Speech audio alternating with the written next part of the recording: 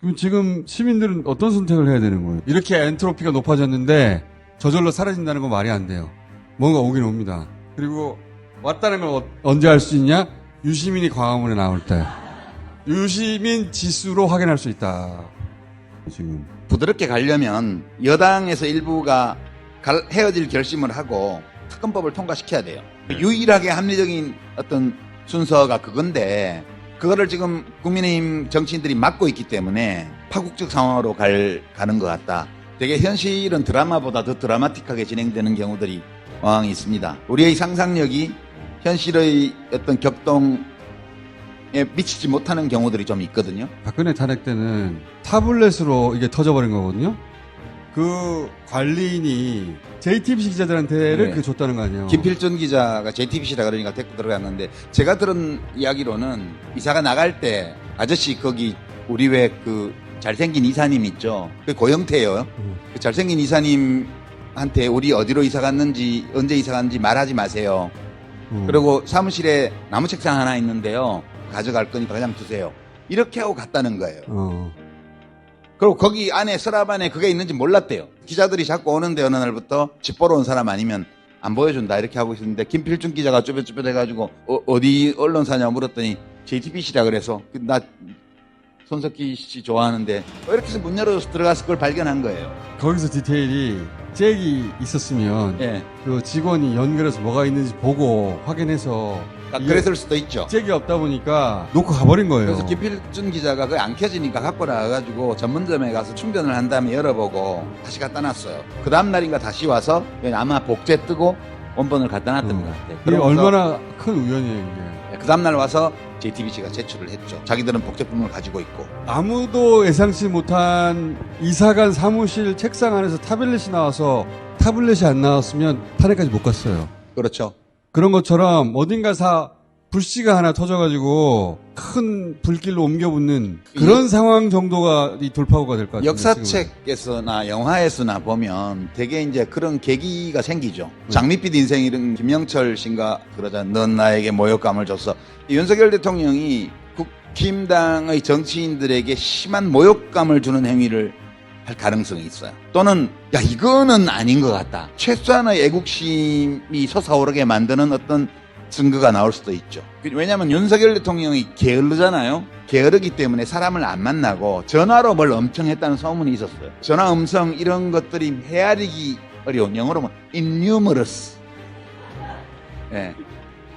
그러니까 헤아릴 수 없을 정도로 많은 녹음 파일이 어딘가에 있을 거다라는 소문이 벌써 2년 전부터 있어서 취임하고 6개월도 안 돼가지고. 예를 들어서 윤석열 대통령이 그 공관위원장 전화해가지고 그 김영선 좀 해줘 라고 한다든가 그렇게 비등점을 넘기는 어떤 순간이 오지 않을까? 한동훈 대표하고 면담한 그 장면들 보면 되게 영화적이에요. 그 한동훈 대표가 김건희 라인으로 지목한 칠상신지 뭐 네. 십상신지 중에 하나로 추측되는 직원이 뭔가를 들고 이렇게 꼬나보면서 지나가는 게 뒤에 보이는 핵인일.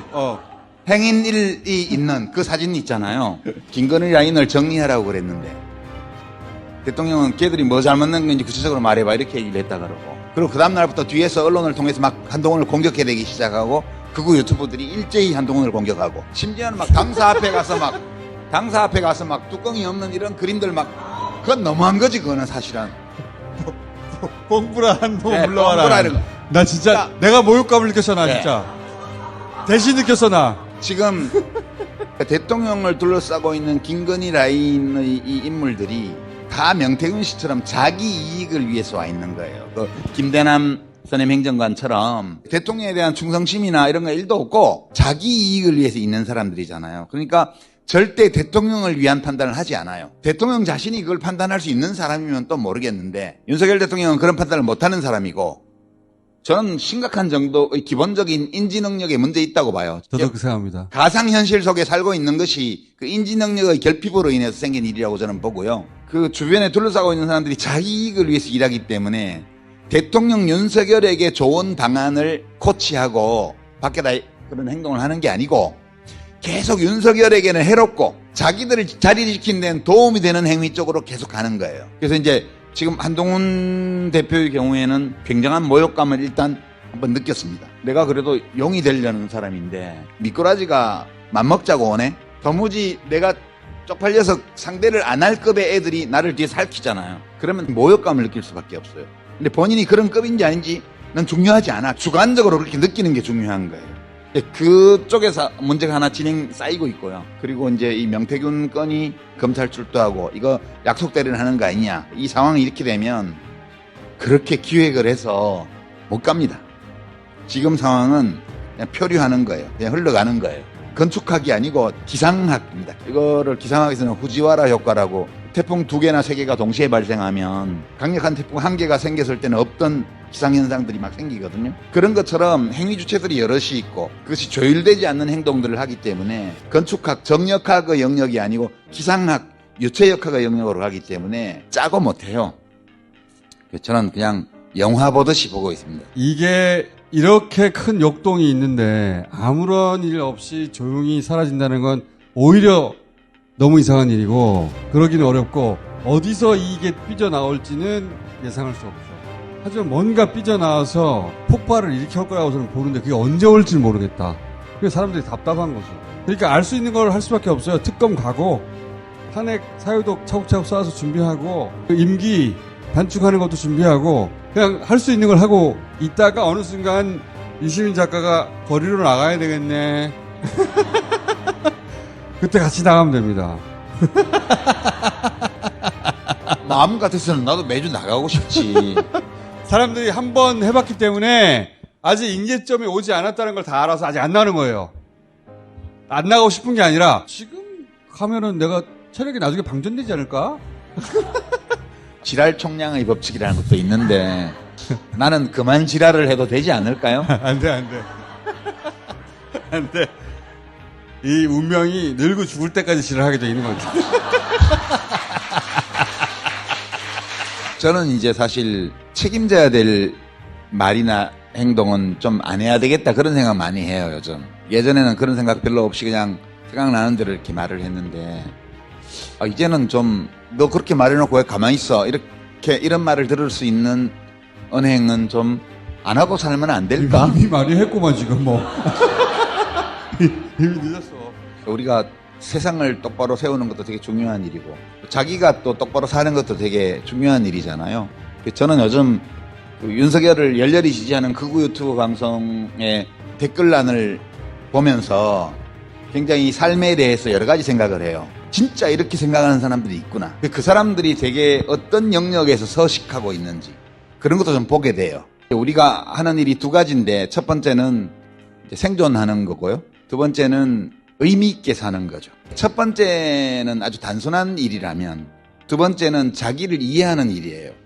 내 삶에 내가 의미를 부여해야 되기 때문에 이 첫 번째를 위해서는 뭐 자격증도 따고 뭐도 하고 주식 투자도 하고 뭐 돌아가는 그런 시장 상황도 봐야 되고 때로는 집도 사고 팔고 이런 거 해요 사람들이. 두 번째 거를 위해서는 책도 읽고 어디 강연도 다니고 유튜브 방송도 보고 또 뭐 봉사활동도 해보고 누굴 또 사랑하기도 하고요.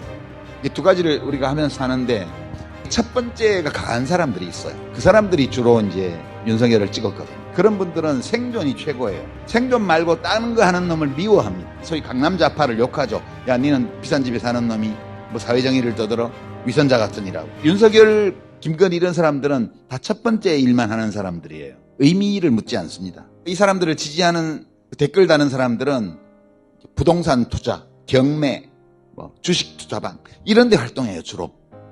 그런데 가보면 정말 기기묘묘한 세상에 이렇게 생각하는 사람도 많구나를 알게 돼요. 그리고 그 사람들을 뭐 혐오하고 그러는 게 아니고 이런 사람들은 이렇게 살아가는구나 이렇게 생각하면서 그리고 이 사람들이 거기 와서 이런 댓글을 다는구나. 그리고 대통령 부부는 그 댓글을 보면서 위로받고 자기의 가상현실을 구축하고 그렇게 이해하고요. 저는 그거 볼 때 난 저렇게 되지 말아야지라고 맨날 생각합니다. 딴 것도 좀 해야지. 내 삶을 온전하게 꾸려나가기 위해서. 그래서 그 반대되는 얘기를 하는데 인문학 독서 모임 그거 가서 보면 정말 세상 살이 하나도 도움이 안 되는 말씀들을 엄청나게 많이 하잖아요. 이런 사람들도 있구나. 그게 극단으로 가면 그게 마더 데레사, 마하트마 간디 이런 사람이 되는 거예요. 옛날 가톨릭 성인들 신앙을 위해서 목숨을 버린 사람들. 그러니까 너무 힘들기 때문에 우리가 그런 분들 존경하고 위대하다고 말해요. 근데 위대해지기 위해서 살 필요는 없는 거 아니에요. 우리들이 가는 삶이라는 것은 그 양극단 사이 어디에 있는 거다.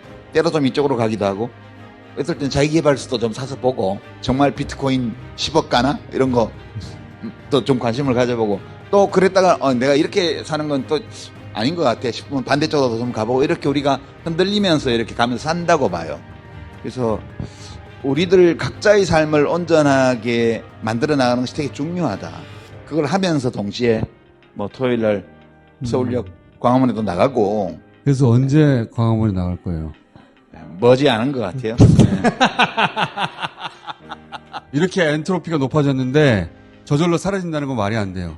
뭔가 오긴 옵니다. 그리고 왔다면 언제 할 수 있냐? 유시민이 광화문에 나올 때. 유시민 지수로 확인할 수 있다.